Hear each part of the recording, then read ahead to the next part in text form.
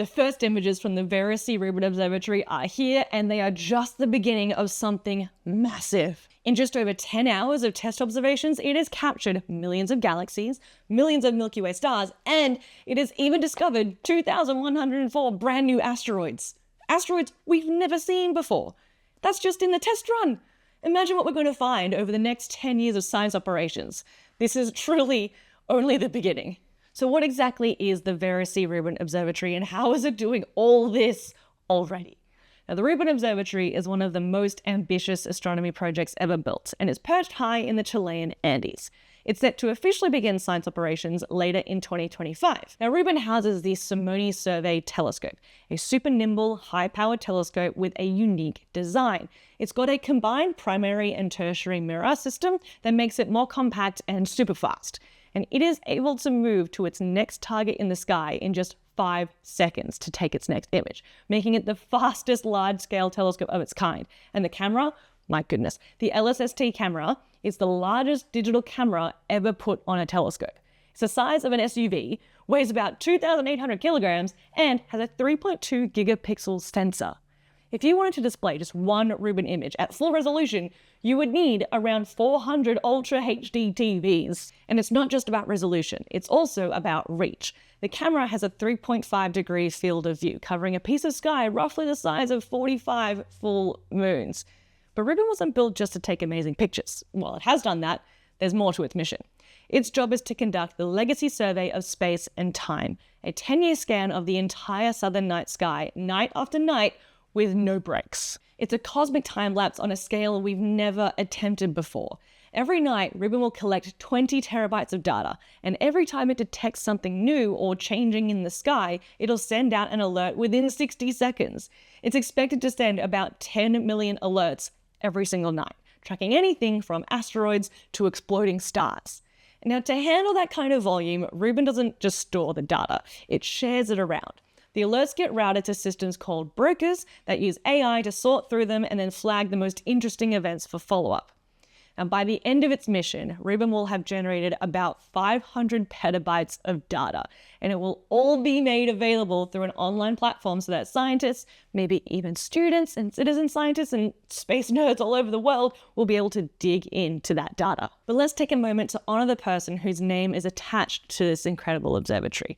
A powerhouse of a woman and a powerhouse of an observatory. Vera C. Rubin was a pioneering astronomer who changed our understanding of the universe, and she did it at a time when women weren't exactly welcomed into the field. She was born in 1928, and she was told early on that a career in science wasn't for girls. She was even barred from Princeton's astronomy program simply because of her gender. But Vera Rubin didn't back down. She earned her PhD at Georgetown, raised 4 children, and conducted some of the most important astrophysical research of the 20th century. Her most famous work was helping uncover the invisible. Working with Kent Ford, she studied how stars travel around spiral galaxies, and what they found was quite shocking at the time. Stars on the outer edge of galaxies were moving just as fast as stars closer to the center. Now that shouldn't happen, at least not with the amount of visible matter in those galaxies.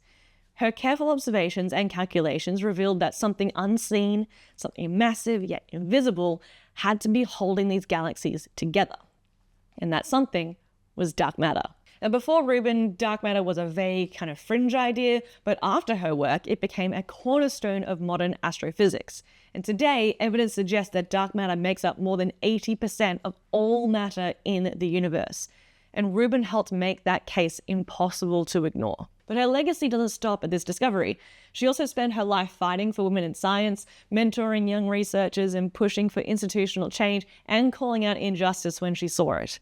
And while many believe she was unjustly overlooked for a Nobel Prize, her legacy lives on in something even bigger than that. A whole new generation of astronomers, and now a next generation observatory dedicated to continuing the work that she began. If Vera Rubin helped us see the invisible, then the observatory named in her honor is here to ask, what else is out there that we can't see yet? Because the Vera C. Rubin Observatory isn't just about taking pretty pictures of the night sky, it's launching the most ambitious survey of the universe ever attempted, the Legacy Survey of Space and Time, or LSST. Every night, for 10 years, Rubin will scan the southern hemisphere sky over and over again. And from that, we're going to get something we've never had before, an ultra-wide, ultra-high definition time-lapse movie of the cosmos.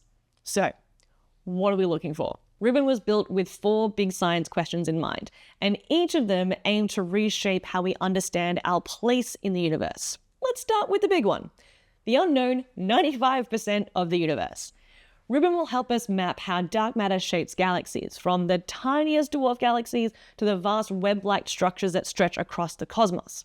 It'll catalogue over 10 billion galaxies, measuring how they form, how they clump together, and how they evolve, all of which gives us clues about the gravitational scaffolding of dark matter. And by spotting millions of Type 1a supernovae, the bright, consistent explosions that are used as cosmic distance markers, Rubin will refine our measurements of how fast the universe is expanding, which means we can test whether dark energy, that mysterious force behind the accelerated expansion of the universe, how that's changing over time. Rubin also aims to create an extensive inventory of the solar system. Remember that wild asteroid count from the test images? 2,104 previously undiscovered asteroids? Yeah, that's just the beginning, that's just the start. Rubin is expected to discover 10 to 100 times more solar system objects than we currently know. Let me just repeat that for emphasis. Rubin is expected to discover 10 to 100 times more solar system objects than we currently know about. That includes faint asteroids in the main asteroid belt between Mars and Jupiter, icy bodies way out in the Kuiper belt beyond Neptune. Maybe we'll even find that elusive Planet 9 whose existence astronomers have been debating for years. It will also double or even triple our detection of near-Earth objects larger than 140 meters, which is crucial for planetary defense. And by tracking the size, the orbit, and the composition of all of these objects, we'll get a clearer picture of how our solar system formed and how it might evolve. Now, beyond the solar system, Rubin will help us better understand our island universe, the Milky Way. It will uncover millions of brown dwarfs, the failed star that hold the clues to the early days of the galaxy, and it will also trace faint stellar streams, which are the remnants of smaller galaxies that were torn apart and absorbed by the Milky Way in the past. And putting this all together means we'll be able to reconstruct our galaxy's family tree. And with its precise measurements of millions of variable stars, Rubin will even help define the true edge of our galaxy, and maybe even extend it too.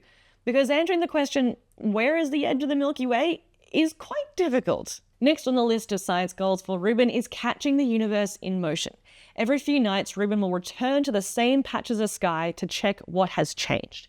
And it is expected to generate about 10 million alerts per night, indicating what has changed in the universe from night to night. From exploding stars, flaring black holes, to merging neutron stars and gravitational wave counterparts, Rubin will play a key role in multi-messenger astronomy, where we combine light, gravity, and neutrinos to get a full picture of cosmic events. And maybe, the most exciting of all, Rubin could reveal phenomena we've never even imagined. Because when you look at the whole sky, all the time, with this much precision, surprises are inevitable. I mean, even just these images, they are just breathtaking. We are so lucky, like seriously, we are so lucky to live in a time where we've got observatories both on Earth and in space capturing the beauty of the cosmos, revealing things we'd never seen before. Like sometimes I feel like I almost can't handle it because it's just so much. And the fact that Rubin is going to scan the sky every single night with no breaks for 10 years, it's mind-blowing. From the number of things it'll detect to the sheer volume of data it'll collect, it's hard to even imagine what we're going to find. I mean, in just its first year, Rubin will gather more data than all other optical observatories in history combined. What? But here's the best part for me. The legacy of Rubin won't end after 10 years. Sure, the LSST will eventually wrap up, but the observatory itself, I assume it will keep going, and the data collected during LSST, all of it will be accessible to scientists and students around the world for decades. Like, we're talking about an astronomical treasure chest of information, something that future scientists and maybe people who are still in school right now will grow up using to make discoveries that we can't even imagine yet. And honestly, I'm at a loss for words. I'm just so excited to see what comes from this incredible observatory named after a woman who didn't just change our understanding of the universe, but also made science more welcoming, more inclusive, and more human. If you're as excited as I am, hit that like button, share this video with your fellow space nerds, and get ready for the next decade of discovery and beyond. And as always, stay curious and keep looking up.